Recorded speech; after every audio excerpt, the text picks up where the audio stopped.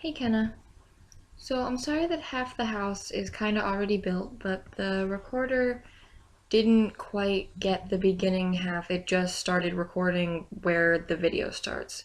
So that's just where we're gonna kick it off. I kept the house style the same as all the other houses that are in, I guess I'm just gonna call this a neighborhood, because that's what the Sims would call it, right?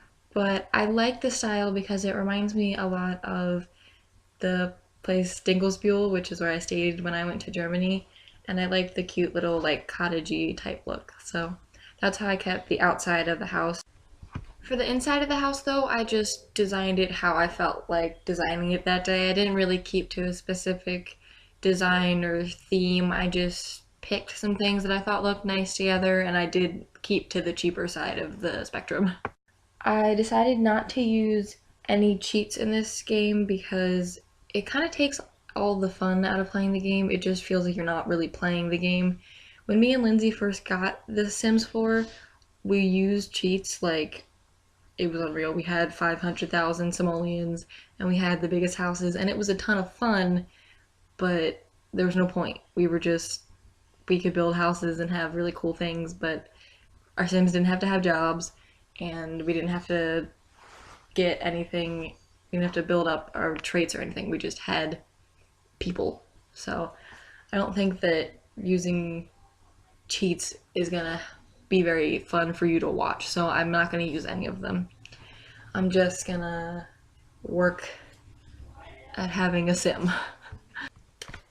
Since I'm not using any cheats though, it does mean that everything that I do use for right now has to be like really cheap stuff.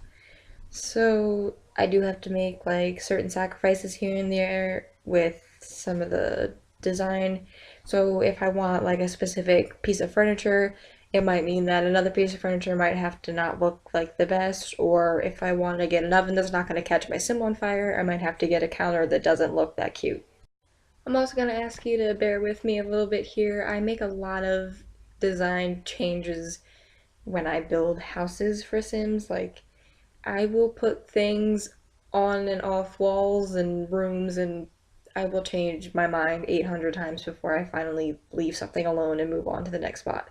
So even though this is sped up right now and it will look like it's finalized for a couple seconds for you, I have probably sat for like a good hour trying to make sure that this some one thing like that door looked right to me.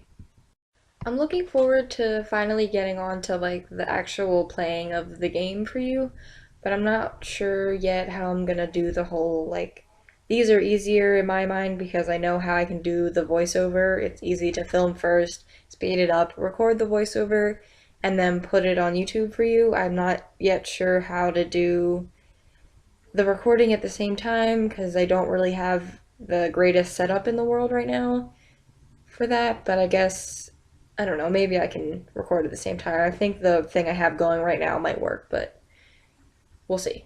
We'll figure that out. But right now I'm working on the second story, and at first I wasn't really sure about this. When I did watch the playback, I was like, oh no, because I thought I was gonna have to go back and change it. Do you ever play a game and then like watch it back or go back to the game a little while later and then look at what you've done and you're like, why would you do that? Because now I'm looking at the house and I'm like, I don't know if I like it.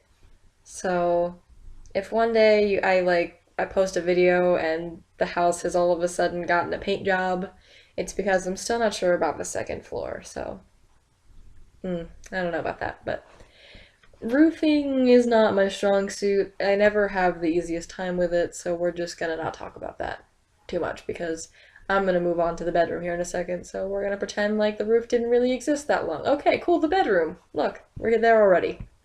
I promise that the bedroom is gonna get cooler when we make more money, but as I continued to build, I got real poor real fast. So I did what I could with the money we had left, but you can't spend everything because she needs to be able to pay for food because apparently in the world of The Sims, the food that you have in your fridge is stuff you have to pay for. So she needed to have money to cook herself breakfast and whatnot. So here we have a bed, and I'm just looking for some lighting situation. I like that little spotlight, but I didn't keep it because it was a stupid amount of money. And I went with the ugliest light ever created because they just light everything up really fast and really inexpensively.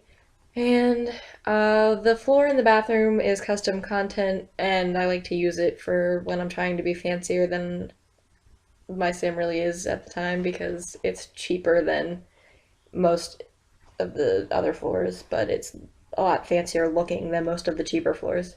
And that's about all that I managed to get into her bedroom because I couldn't really afford anything else. But I'll get a desk and some other stuff when we stop being so poor and we get her a job.